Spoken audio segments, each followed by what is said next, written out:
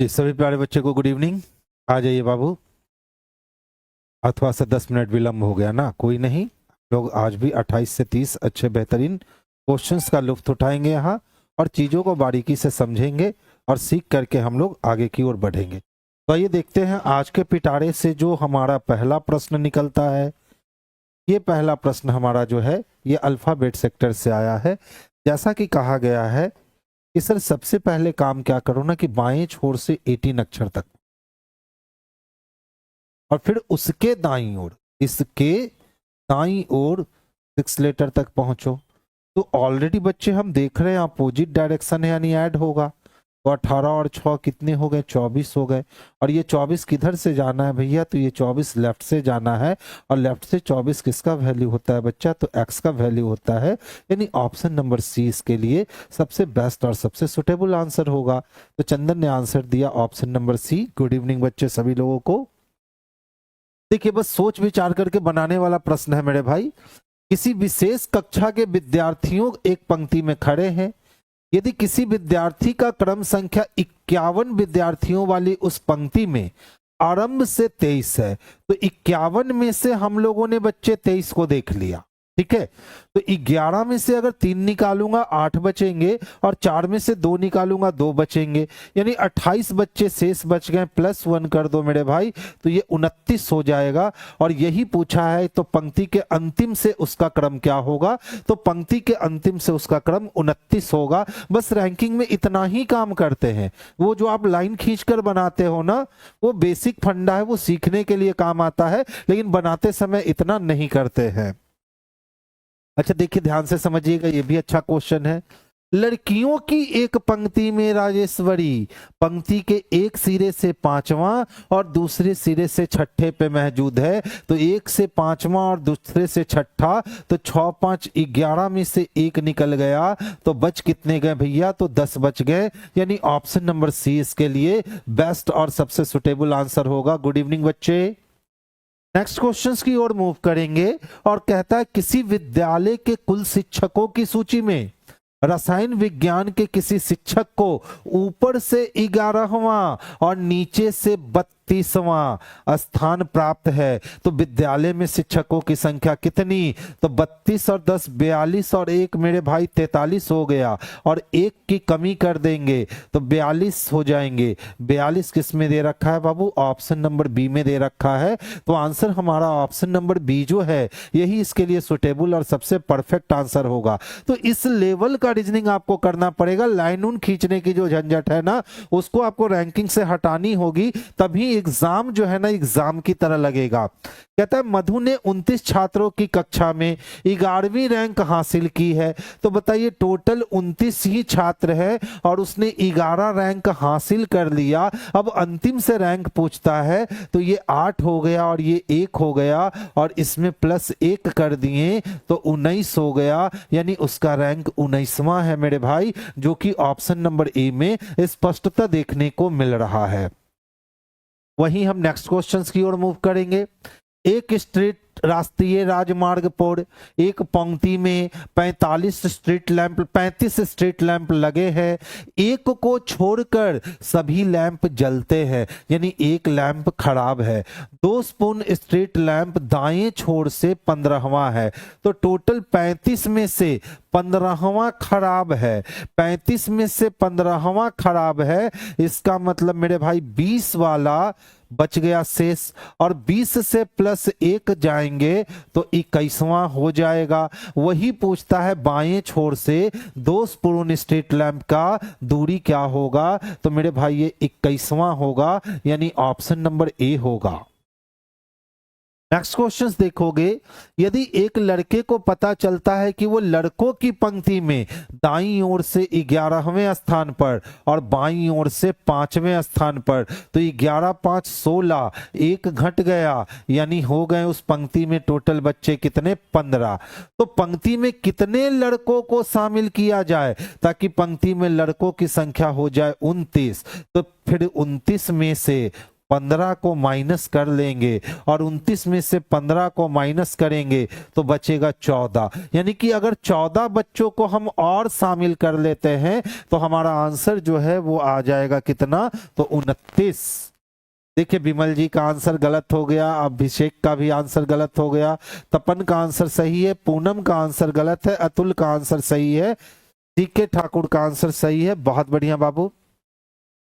छोटा सा क्वेश्चन है, कक्षा में मोना का रैंक सिर से 9 है और अंश से 36 है, तो एक तरफ से 9 है और एक तरफ से 36 है, तो 36 और 10 46, यानी ये रहा 45, और एक ही व्यक्ति को 2 बार गिने हैं तो एक घटा देंगे, तो 45 में से एक घट गया मेरे भाई, 44 हो गया, जो कि ऑप्शन नंबर बी में स्पष्ट देखने को मिल रहा है। गुड इवनिंग सर, मुजफ्फरपुर से गुड इवनिंग बच्चे, गुड इवनिंग। नेक्स्ट क्वेश्चंस की ओर मूव करता हूं। एक कक्षा की मध्य अवधि परीक्षा में उत्तीर्ण हुए विद्यार्थियों में प्रसाद का स्थान शीर्ष से 11वां है और नीचे से 24वां है, तो 24 एक 25 और 10 35 हो गया, और 35 में से एक की कमी किए तो 34 हो गए। ठीक है, अब देख लो क्या कहता है। यदि मध्य अवधि परीक्षा में 4 विद्यार्थी फेल हुए हैं, फिर कहता है तो उस कक्षा में विद्यार्थियों की कुल संख्या कितनी है, तो 34 और प्लस 4 कितनी है, तो 38 है, जो कि ऑप्शन नंबर ए में स्पष्टता हमें देखने को मिल रहे हैं, तो आंसर हमारे 38 हो जाएंगे। चलिए यहां से क्वेश्चंस का जो माहौल है ये चेंज हो गया। रैंकिंग का सिलेबस जो है, आज हमने रैंकिंग के 8 क्वेश्चंस देखे, एक क्वेश्चन हम लोगों ने बच्चे अल्फाबेट से देखे। ठीक है, अब ध्यान से देखिएगा। एस की प्लेस वैल्यू 19, पी की प्लेस वैल्यू 16, यानी -3 हो गए, और 16 से 15 होने का मतलब है -3 हो गए, 15 से 12 होने का मतलब है -3 हो गए, तो अब 12 में 3 की कमी करोगे 9 आएगा, 9 का मतलब आई आएगा, 12 में अगर 3 घटाते हैं तो 9 हो जाएगा ना। कोई और काम किया है क्या? 19 में से 3, 16 में से 3, 15 में से 3, 12, तो 12 में से अगर हम 3 घटाते हैं तब तो 11 आने चाहिए, नहीं? क्या किए हो भाई साहब? 24 से 22, 22 से 20 से 18, 18 से कितना हो जाएगा 16, 16 का मतलब क्या हो जाएगा, तो पी हो जाएगा, और इसके बाद 3 से 2 से 1 से जेड, तो वाई हो जाएगा। आई पी वाई चाहिए बच्चे, आई पी वाई चाहिए। ठीक है, क्योंकि 12 में से हम ज्यों ही कितने माइनस करेंगे, 3 माइनस करेंगे, तो 12 में से 3 माइनस करेंगे 9 आएगा, 9 का मतलब आई होगा।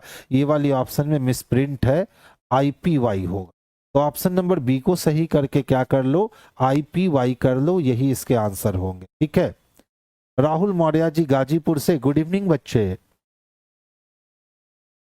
बनाकर बताओ, ध्यान से देखना, बन जाएगा, समय ले लो कोई नहीं, लेकिन बनाकर बताओ। KPY नहीं होगा बच्चे, IPY होगा। ठीक है, जल्दी से बनाकर बताइएगा। हाँ चंदन, ऑप्शन रॉन्ग था, हमने सही कर लिया। इसके जवाब दीजिए। D23, D7, J17, 14M, P11, next one is what? अगला पद क्या होगा? जल्दी से जवाब दोगे आप।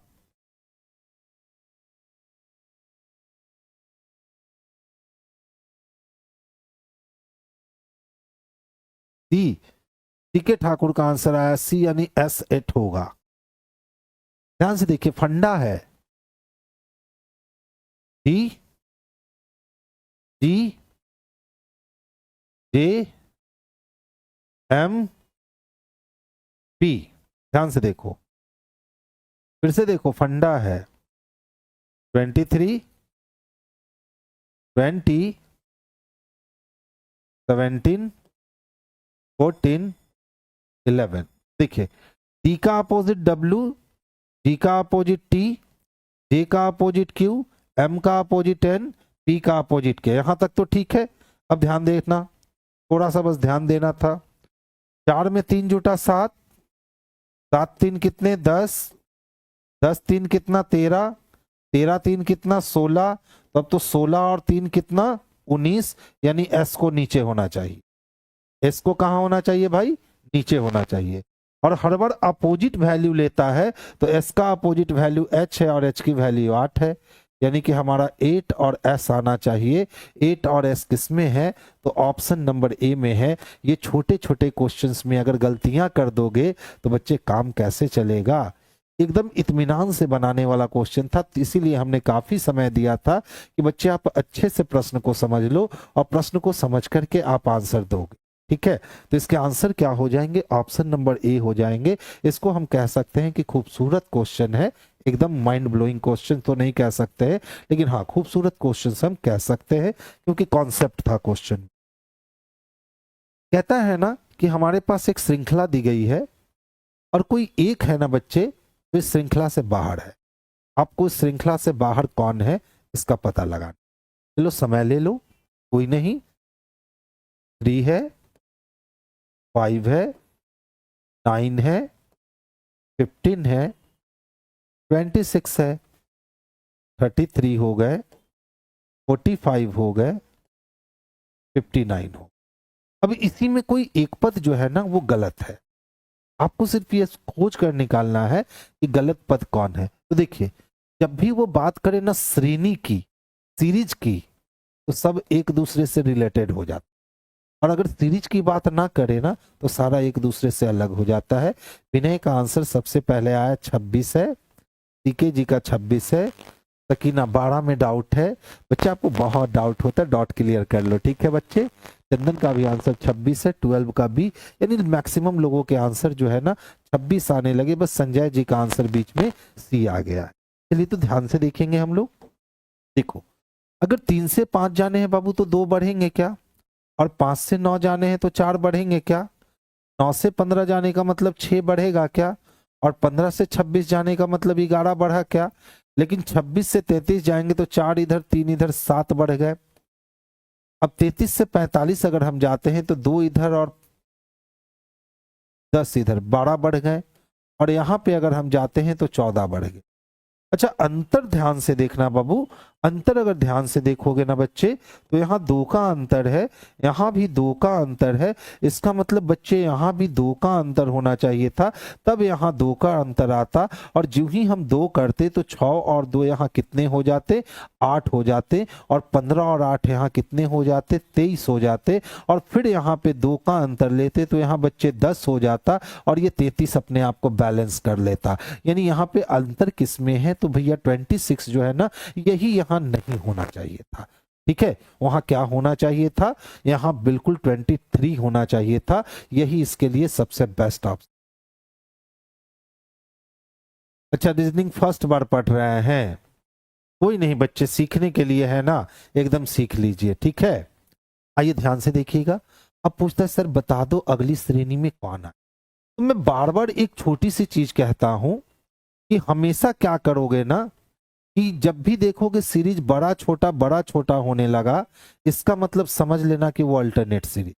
तो देखो तो यहाँ 12, 17, 14, 19 बड़ा छोटा होने लगा ढुलमुल ढुलमुल का। तो 12 से 14, 14 से 16, 16 से 18 हमको उससे मतलब ही नहीं है। 17 से 19 से 21 तो 21 से हो जाएगा बाबू 23, क्योंकि कितने की बढ़त हो रही है? तो 17 से 19 2, 19 से 21 2, तो 21 में 2 जोड़ेंगे तो 23 होगा, जो कि ऑप्शन नंबर बी में है।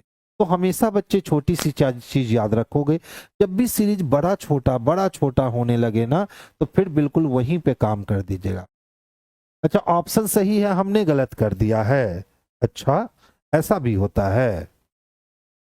बताओ, अब ध्यान से आप देख लो। एस की वैल्यू 19, पी की वैल्यू 16, ओ की वैल्यू, अच्छा, ओहो हो, हम लोग 16 में 3 घटा के 15 कर दिए ना। आज थोड़ा सा स्पीड चल रहा था मैं। एल की वैल्यू 12। तो देखो होता क्या है ना कि पहले कितना माइनस होता है? 3, फिर कितना माइनस होता है? 1, फिर कितना माइनस होता है? 3। तो अब कितना माइनस होगा? 1, यानी सही में के होगा रे बच्चे। बस स्पीड में चलता चल गया। अच्छा, यहां देखिए तो जल्दी से बनाकर देखिए। ठीक है,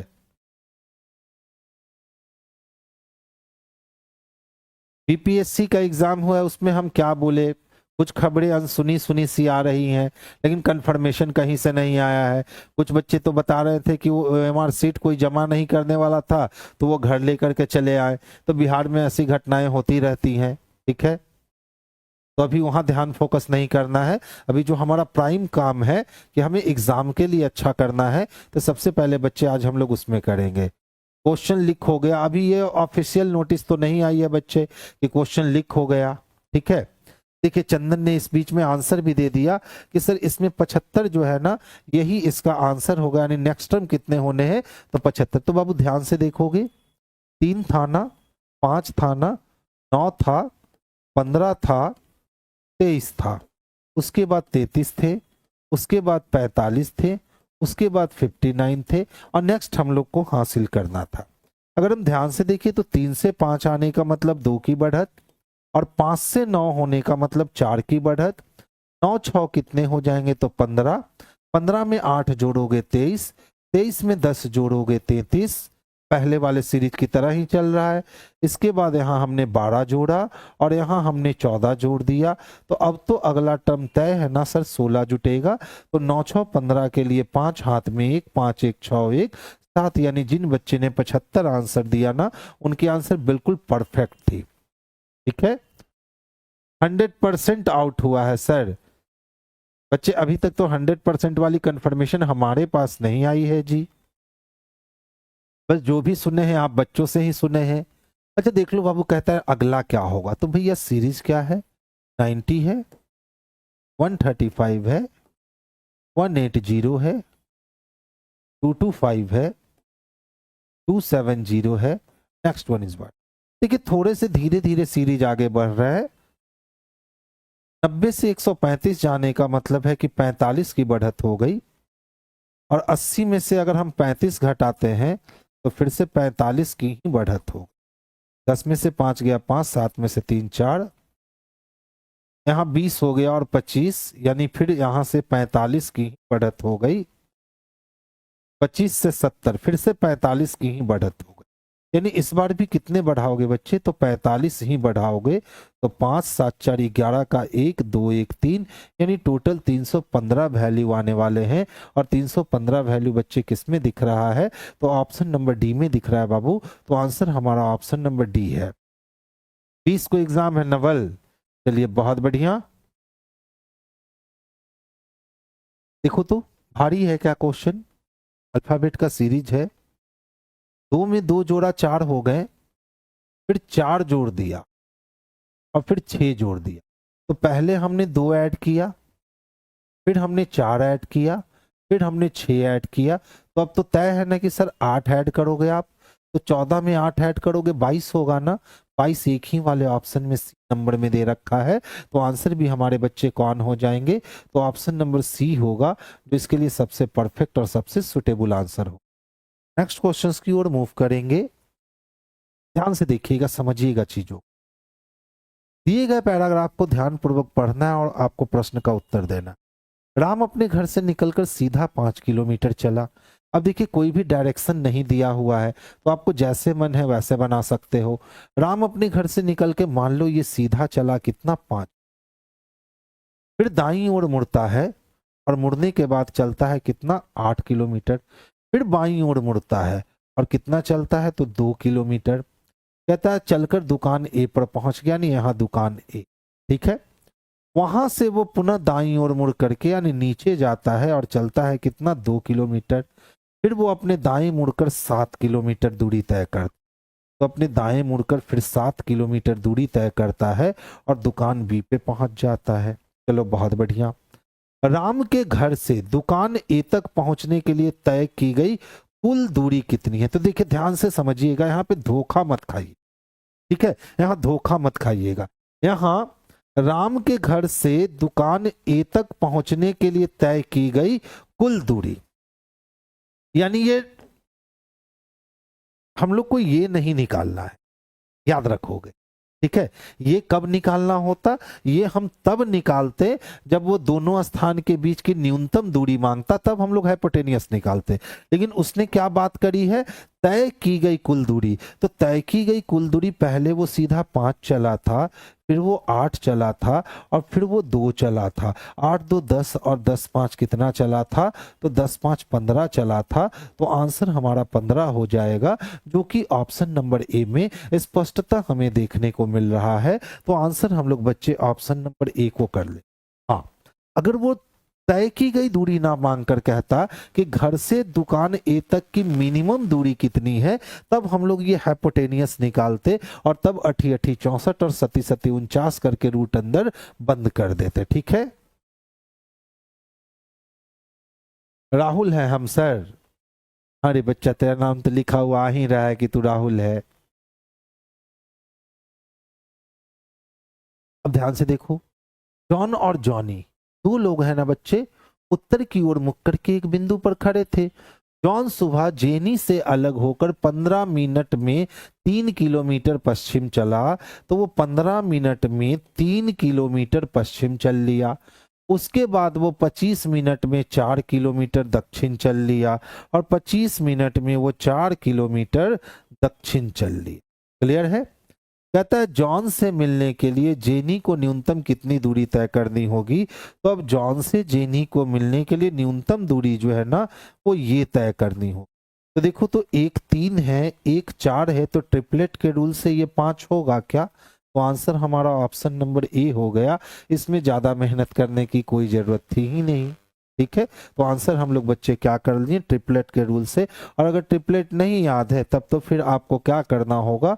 रूट अंडर 3 का स्क्वायर और प्लस रूट अंडर 4 का स्क्वायर करोगे तो 3 तिहाई 9 और 4 चको 16 करोगे, यानी रूट अंडर 25 करोगे और रूट अंडर 25 बच्चे 5 के लिए होते हैं। तो इतना मेहनत करोगे तो 3 वैल्यू याद रखना जो एग्जामिनेशन में सबसे ज्यादा यूज किया जाता है। वो 3 वैल्यू क्या है? तो 3 होगा, 4 होगा। ठीक है, फिर क्या है? 6 होगा, 8 होगा, फिर क्या है? 9 होगा, 12 होगा। ये 3 वैल्यू जो है ना आपके एग्जामिनेशन में सबसे ज्यादा ट्रिपलेट के यूज किए जाते हैं। तो 3 4 है तो अगला 5 होगा तय, 6 है 8 है तो अगला 10 होगा तय, 9 है 12 है तो अगला 15 होगा तय। यानी कि डायरेक्शन में जो ये हाइपोटेनियस वाले क्वेश्चन बनते हैं, मिनिमम डिस्टेंस वाले क्वेश्चन, उसमें जो आपके 80 से 90% क्वेश्चन है ना, वो कहाँ से बनते हैं? तो यही ट्रिपलेट को वो फॉलो करता है। अगर ये ट्रिपलेट आपके दिमाग में चल रहा है कि एक 3 है, एक 4 है तो 5, 6 8 है तो 10, 9 12 है तो 15, तो फिर आपको बहुत जगह हाइपोटेनियस निकालने की जरूरत नहीं पड़ेगी, आप देख करके आंसर कर लोगे। अच्छा बाबू, आप ऑफलाइन टेस्ट मारते हैं तब तो आपकी स्पीड अभी बहुत हाई हो जाएगी। अच्छा ध्यान से देखोगे, एक्स ने वाई से कहा मैं ना तो तुम्हारा बेटा हूं, यानी वक्ता कौन है? एक्स है। यानी एक्स ने किससे कहा? वाई से। मैं यानी किसके लिए? तो एक्स के लिए। तो एक्स कहता है कि ना तो मैं वाई का बेटा हूं, ना ही तुम्हारा पिता हूं, मैं तुम्हारी पत्नी का भाई भी नहीं हूं। तो क्या नहीं है हमको उससे कोई मतलब ही नहीं रखना है, जो है हम पहले उसकी बात करेंगे। लेकिन मैं उसका संबंधी हूं। किसका संबंधी हूं? तो मैं तुम्हारी पत्नी के पिता का पोता हूं। तो किसके? तो वाई की पत्नी के पिता। तो वाई के पत्नी के पिता यानी वाई के ससुर हो गए, और ससुर का पोता यानी साला का बेटा। तो एक्स जो है वो वाई के साला का बेटा है, यानी कि पत्नी के भाई का पुत्र है। साला के बेटा को क्या कहेंगे? तो पत्नी के भाई का पुत्र कहेंगे। तो ऑप्शन नंबर सी। अब देखो कितना खतरनाक क्वेश्चन था, और एनटीपीसी स्टेज 1 में पूछा गया ये क्वेश्चन है, और सही मायने में खतरनाक क्वेश्चन है, क्योंकि पहले उसने कहा ई नहीं हूं, ऊ नहीं हूं, ई नहीं हूं, लास्ट में जाकर के चुपके से जोड़ दिया कि हम क्या लगेंगे। अब देखिए इस क्वेश्चन को अगर हम बनाने जाएंगे तो कौन कह रहा है बच्चे? तो एक्स कह रहा है। किससे कह रहा है? तो वाई से कह रहा है। मैं ना तो तुम्हारा बेटा हूं, तो अब कहेंगे कि एक्स वाई का बेटा नहीं है, ना ही तुम्हारा पिता हूं, यानी एक्स वाई का पिता नहीं है, मैं तुम्हारी पत्नी का भाई भी नहीं हूं, तो वाई की पत्नी का भाई भी एक्स नहीं है, लेकिन मैं उसका संबंधी हूं। संबंधी हूं किसका? उसका संबंधी। मैं तुम्हारी पत्नी, यानी कि वाई की कौन? तो पत्नी। तो तुम्हारी पत्नी के पिता का पोता हूं, तो इस शख्स का पोता होने के लिए पहले इसका बेटा चाहिए और फिर ये चाहिए एक्स, यही है ना। अब देख लो, पूछा एक्स का, किसका, एक्स का, किससे, वाई से क्या संबंध है। तो वाई से संबंध जानने के लिए अगर हम वाई हैं तो ये मेरी पत्नी, और मेरी पत्नी के पिता मेरे ससुर, और ससुर का बेटा यानी मेरी पत्नी का भाई, और मेरी पत्नी के भाई का पुत्र, तो वही हमने कहा पत्नी के भाई का पुत्र, ऑप्शन नंबर सी। क्या सही मायने में इतना काम करने की जरूरत थी? ये नहीं लगता है थी। अगर थोड़ा सा ब्लड रिलेशन का कॉन्सेप्ट हमारा क्लियर है और हम थोड़ी सी अच्छी प्रैक्टिस मुजवानी करने की कोशिश कर ले तो फिर ऐसे ऐसे क्वेश्चन भी आपसे बन जाया करेंगे और मुजवानी ही बन जाया करेंगे। अच्छा ध्यान से देखो, ये वाली क्वेश्चन अच्छी है, समय लो तो बनाकर दिखाओ। देखिए चंदन फिर पूछ रहे हैं, कल ही ना बताए थे बाबू कि हम थोड़ा सा बहुत जरूरी काम है, एकदम बिल्कुल अर्जेंट है, जिसके कारण हम बिल्कुल छुट्टी पे अभी जा रहे हैं। तो अभी सारी टेस्ट सीरीज बंद है, आपकी ये सेशन भी कल से बंद रहेगी। आज तो फ्राइडे हो ही गया ना, हम लोग मंडे और ट्यूसडे को मुलाकात नहीं कर पाएंगे।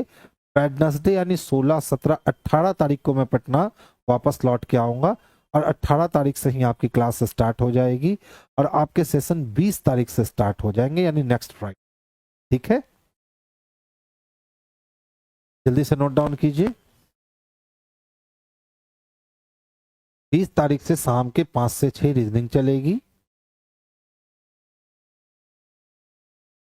20 का सर ए या बी हो सकता है, यानी 20 का आंसर ए हो सकता है या बी हो सकता है। बच्चे लॉजिक का पीछा करते हैं हम लोग, ठीक है बच्चा, तो ध्यान से देखिएगा, लॉजिक का पीछा करते हैं। एन देखो, कलर चेंज कर लूं थोड़ा, क्या है बच्चे हमारे पास एन है ना। अच्छा एन का प्लेस वैल्यू कितना होता है, तो सर 14 होता है। ठीक है, इसमें से एक की कमी कर दोगे तो कितना हो जाएगा, तो 13 हो जाएगा और इसका यूनिट प्लेस सिर्फ यूज करोगे 3। इसी तरह क्या है, ई है ना, ई का प्लेस वैल्यू कितना होता है, तो सर 5 होता है। 5 में एक की कमी करोगे तो कितने हो जाएंगे, तो 0, 4। इसका यूनिट प्लेस सिर्फ यूज करोगे, वो कितना है, तो 4। मिल गया क्या। अच्छा ए की बात करें तो ए का प्लेस वैल्यू 1 होता है ना, 1 में से हमने 1 माइनस किया तो 0, 0 आ गए। इसका यूनिट प्लेस यूज करोगे 0, दे रखा है क्या। इसी तरह हम टी की बात करें तो टी का प्लेस वैल्यू कितना होता है बच्चे, 20 होता है। 20 में 1 माइनस कर लोगे तो कितने हो जाएंगे, 19। सिर्फ इसका यूनिट प्लेस यूज करेंगे तो यूनिट प्लेस 9। इसीलिए NEAT को उसने क्या लिखा, तो 3409 लिख, क्या लिख दिया बच्चा, तो 3409 लिख दिया। ये इसका परफेक्ट लॉजिक, ठीक है, ये इस क्वेश्चन का क्या है, एकदम परफेक्ट लॉजिक। उसके रियल वैल्यू से 1 कम करना है और सिर्फ यूनिट प्लेस को ही मेंशन करना है। अब देख लो किसके लिए चाहिए, लर्न के लिए चाहिए, है ना। तो 12 में से एक गया 11, 11 के यूनिट प्लेस 1, ई के लिए तो यूनिट प्लेस 4, ए के लिए यूनिट प्लेस 0। 18 में से एक गया 17, 17 के यूनिट प्लेस 7। एन का मतलब 14 में से एक गया 13 का यूनिट प्लेस 3, यानी 14, 0, 73 चाहिए। 14, 0, 73 किस में दे रखा है बच्चे, तो ऑप्शन नंबर ए में दे रखा है। तो हमारा आंसर जो है ना बाबू, ये ऑप्शन नंबर ए हो जाएगा। पूनम अभी भी आप 14, 0, 83 लगाओगे बच्चे, अब तो लगा दो 73। एकदम एक्यूरेट लॉजिक से मिलो कि लॉजिक इसके क्या है, ठीक है। देखिए ये क्वेश्चंस को कह सकते हैं कि कोडिंग डिकोडिंग का बेहतरीन क्वेश्चन में से एक है, यानी इस टाइप के क्वेश्चंस भी आपको देखने को मिल सकते हैं, आप इससे भाग नहीं सकते। तो पूरी रीजनिंग सिर्फ लॉजिक का ही गेम है। अब देख लो, कहता है ना, दिए गए विकल्प में से असंगत को चुनिए। मुझे यकीन है आप लोग एकदम खटाखट चुन लो, एकदम जल्दी से चुन के बताओ कौन सा होगा। गुड इवनिंग बच्चे, गुड इवनिंग, जल्दी से चुन के बताइए बाबू कौन सा होगा। एकदम झुंझुन्ना वाला क्वेश्चन है, इससे छोटका बउआ का झुंझुन्ना हो ये नहीं सकता। देख लो, 67 prime number, 71 prime number, 41 prime number, लेकिन 35 प्राइम नंबर नहीं है। और 35 इकलौता है जो 5 से कटेगा, बाकी सब 5 से बिल्कुल नहीं कटेगा, यानी इसका आंसर ऑप्शन नंबर डी हो गया, 35। इसीलिए हमने कहा था एकदम झुंझुन्ना वाला क्वेश्चन था, एकदम समय नहीं लगाना था इस क्वेश्चन में। अच्छा चलो देखता हूं थोड़ा, इसमें कौन अलग है ना, आप मुझे चुनकर बताओ। ये भी झुनझुना वाला क्वेश्चन, चुनकर बताओ कौन अलग है। Question number 22, which one is odd, कौन सा जो है वो अलग है, जल्दी से चुनकर बताओगे।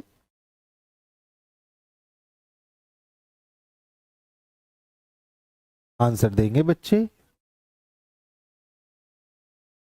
क्वेश्चन नंबर 22 के लिए प्रदीप ने कहा सर ए होगा, ए कहने का मतलब है 489 होगा। संध्या का भी आंसर ए आया, सुमन का भी आंसर ए आया, अभिषेक का आंसर ए है, श्रवण का आंसर बी आ गया है 489। जिनके जिनके आंसर ए आ रहे हैं ना, सही आ रहे हैं, पूजा का आंसर बी आ गया, नहीं ए होगा बच्चे।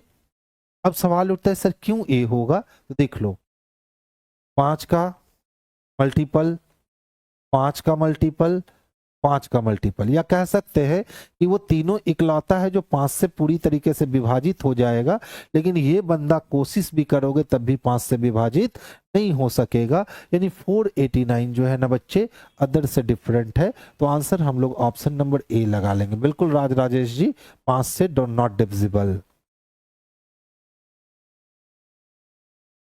ये प्योर नॉलेज बेस्ड क्वेश्चन है। अगर नॉलेज है तो आप जवाब दे सकते हो, नॉलेज नहीं है तो फिर राम भरोसे ही जय श्री राम बोलकर टिक लगा सकते।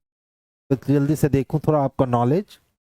कहता है सर क्रिकेट का संबंध एम्पायर से है, ठीक है, क्रिकेट का संबंध किससे है, तो एम्पायर से है। कहता है कि वॉलीबॉल का संबंध किस, तो देखिए क्रिकेट में जजमेंट का काम किसका होता है, जजमेंट का काम किसका होता है, एम्पायर का होता है।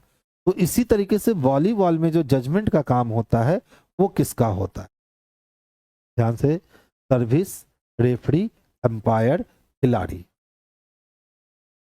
23 का भी बहुत बढ़िया बहुत बढ़िया। देखिए एम्पायर किस में होता है, क्रिकेट में, खिलाड़ी तो सब में होते हैं। सर्विस जो है ना, ये आपका टेबल टेनिस वगैरह जो होता है ना उसमें सर्विस वाली बात आती है, लेकिन वॉलीबॉल में इसमें रेफरी होता है। इसमें क्या होता है बच्चे, तो रेफरी होता है। नहीं, ऑप्शन नंबर बी है। बिल्कुल आप लोग को नॉलेज है, बहुत बढ़िया, क्या बात है, मजेदार। तो देख लूं, देखिए विटामिन डी की कमी से सूखा रोग होता है। अब ये सूखा रोग क्या है, तो जब भी आपके शरीर में विटामिन डी की कमी हो जाएगी ना, तो एक प्रकार का रोग होगा जिसको हम लोग सूखा रोग कहते हैं, ठीक है। ये चर्म रोग की तरह नहीं होता है, सूखा रोग है।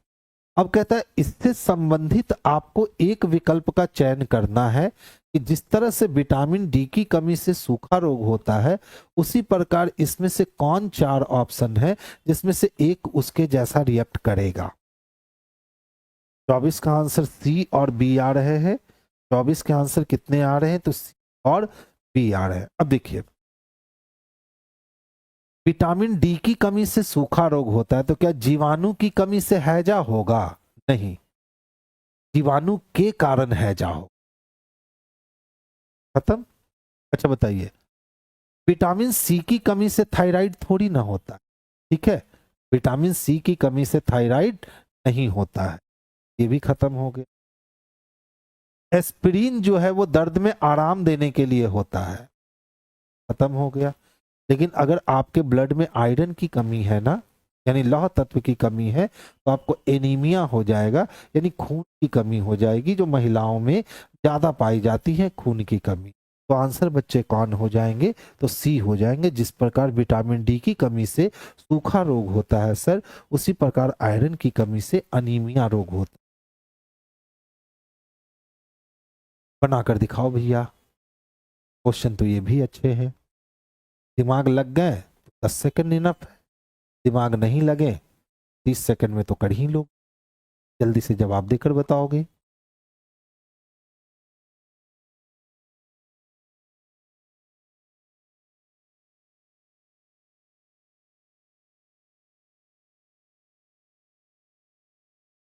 सिक्सटी थ्री, चंदन का आंसर सबसे फास्ट आया है, शिवम भी, पूजा भी, ठीक है बच्चे। 25 में डॉट है, कुछ नहीं बच्चे, एकदम डॉट क्लियर कर लो। देख लो 3 है ना, अगर हम 3 का क्यूब बाबू कर दे और -1 कर दे, तो 3 का क्यूब कितना होगा जी, तो 27 होगा। 27 में से 1 माइनस करेंगे कितना हो जाएगा, 26 हो जाएगा। इसी तरह उसने लिखा 26:3।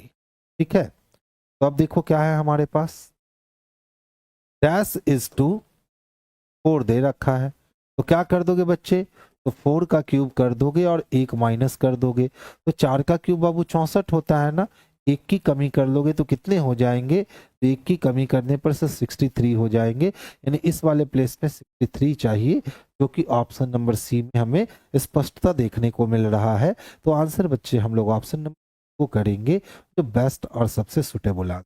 ठीक है बच्चे, ध्यान से देखिएगा, अच्छा क्वेश्चन। ठीक है, युवा उद्योगपतियों को प्रोत्साहित करना चाहिए। अब कह रहे हैं ना कि जो यंगस्टर होते हैं और उद्योगपति बनना चाहते हैं यानी बिजनेसमैन बनना चाहते हैं, उनको प्रोत्साहित करना चाहिए, यानी उनको इंकरेज करना। अब कहता है तर्क, तो इसने कहा हाँ, इसने सपोर्ट किया कि हाँ सर, युवा उद्योगपतियों को प्रोत्साहित करना चाहिए। हमने बोला सिर्फ हाँ कहने से काम नहीं चलेगा, आपको रीजन बताना होगा कि आपने हाँ क्यों कहा। तो रीजन में देखिए क्या कहा, यह देश के औद्योगिक विकास में मदद करता है, बिल्कुल सही है, और रोजगार बाजार का बोझ कम करता है, ये भी बात सही है। ठीक है, अब सोचिए हम लोग 10 लाख बच्चे जो हैं वो सरकारी नौकरी की तैयारी कर रहे हैं, अचानक से पता चला कि कोई योजना आई और 3-4 लाख बच्चे जो हैं वो अपना बिजनेस डाल करके बैठे, सरकार ने भी मदद किया। ठीक है, तो भैया सरकारी पे जो 10 लाख लोगों का लोड था वो तो घट गया ना। वही ये कह रहा है कि हाँ सर, युवा उद्योगपतियों को प्रोत्साहित करना चाहिए। क्यों करना चाहिए, यह देश के औद्योगिक विकास में मदद करेगा, बिल्कुल मदद करेगा, और साथ ही रोजगार बाजार का बोझ भी क्या करेगा, तो कम करे।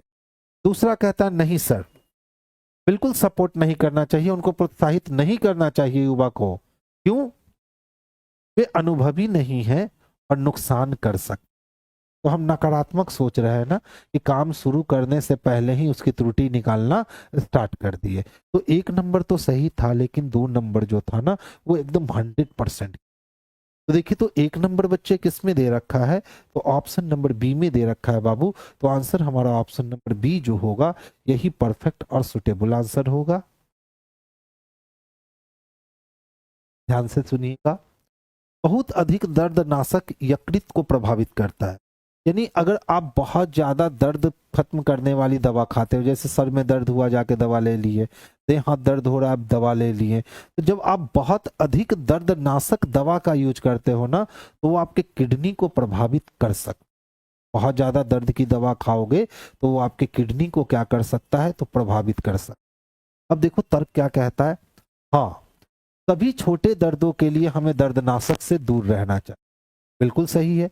जब पता चला कि माथा का दर्द तो ठीक हो जा रहा है दर्द का गोली खाने से, लेकिन फ्यूचर में किडनी रोग से हम ग्रसित हो जाएंगे, तो इससे अच्छा है कि थोड़ा सा हम बर्दाश्त की गोली खा ले। नहीं, इसने विरोध कर दिया, नहीं सर, जब हमें टैबलेट निकलने से आराम मिलता है तो दर्द क्यों सहना। तो टैबलेट निकलने से आराम तो मिल जाएगा, लेकिन फ्यूचर में बहुत बड़ा समस्या किडनी फेल हो जाएगा, तो ये तो उससे भी बड़ी समस्या हो जाएगी ना, तो ये वाली एक्शन नहीं करेंगे। तो दूसरा नंबर जो है ना वो गलत है। तो केवल एक अनुसरण करता है मेरे भाई, और केवल एक किस में दे रखा है बच्चे, तो ऑप्शन नंबर बी में दे रखा है बाबू। तो आंसर हम लोग ऑप्शन नंबर बी को करेंगे, जो सबसे सुटेबल और सबसे परफेक्ट आंसर हो। देखिए, इसको मैट्रिक्स कहते हैं, फिगर मैट्रिक्स। ठीक है, तो आपने लेटर मैट्रिक्स और डिजिट मैट्रिक्स देखा होगा, उसी तरीके से ये वाली व्यवस्था जो है ना ये फिगर मैट्रिक्स है। तो ध्यान से समझिए, देखिए पहला वाला, दूसरे में भी वो है, और तीसरे में भी। तो पहले 2 था, फिर 3 हो गया, फिर 4 हो गया। अब फिर से देख लो, पहले 2 था, दूसरे में भी है, तीसरे में भी है, फिर कितना हो गया, 3 और फिर 4।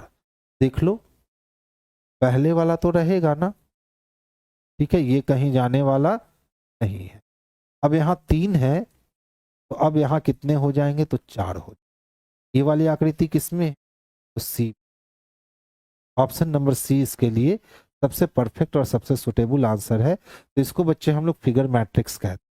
तो क्या कहते हैं बाबू, तो इसको हम लोग फिगर मैट्रिक्स कहते हैं, और ये इसी तरीके से अलग अलग फिगर के साथ आपके दिए जाते हैं। देखिए ध्यान से समझिएगा, आज भी 29 क्वेश्चन हम लोग किए हैं। देखिए, सलाका मथुरा के भाई की इकलौती बहन, तो मथुरा के भाई की इकलौती बहन यानी मथुरा की बहन की माँ है। तो जब मथुरा के बहन की माँ है तो सलाका मथुरा की भी माँ होगी। तो मथुरा का सलाका से क्या संबंध है, तो जब सलाका माँ है तो मथुरा जो है वो बेटा होगा। अब बेटा यहाँ दिया नहीं, यानी कि मथुरा लड़की को किया है, तो फिर पुत्री हो जाएगी। Option number b. देखिए, कोई मथुरा है और मथुरा के भाई की इकलौती बहन की माँ है, कौन?